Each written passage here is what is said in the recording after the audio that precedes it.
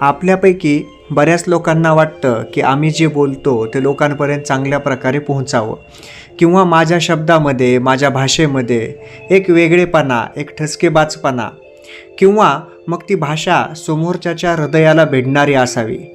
त्याच्या मनाला माझ्या भाषेनं कवेत घेतलं पाहिजे.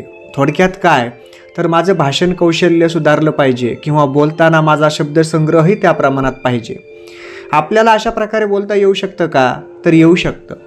सगळ्यात महत्त्वाचं काय आहे की त्यासाठी आपलं वाचन पुरेसं आणि व्यवस्थित असलं पाहिजे.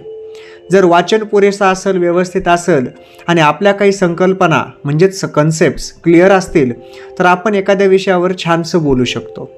आपल्याला भाषा तर ज्या येतात त्याच्यामध्ये आपण व्यवस्थित बोलू शकतो, पण त्या भाषेमध्ये काही असे अलंकारित शब्द असतात की जे अलंकारित शब्द वापरल्यानंतर ती भाषा खोलवर समोरच्याच्या मनावर जाऊन रुजते.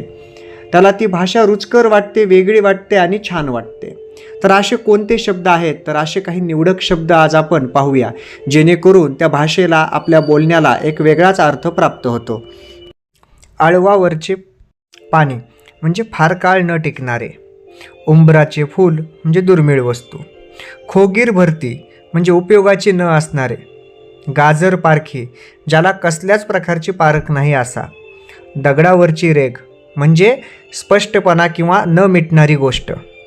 दुपारची सावली, थोडा काळ टिकणारी. नवकोट नारायण, गर्भश्रीमंत कोट्याधीश. बावनकशी म्हणजे सर्वोत्कृष्ट किंवा निर्दोष असलेलं, शुद्ध असलेलं. लंकादहन म्हणजे मोठा विध्वंस. अशा प्रकारचे जर हे शब्द आपण आपल्या भाषेत वापरले तर ती भाषा बोलतानाचे हे अलंकारित युक्त शब्द त्या भाषेचा गोडवा वाढवतात आणि प्रभाव देखील वाढवतात.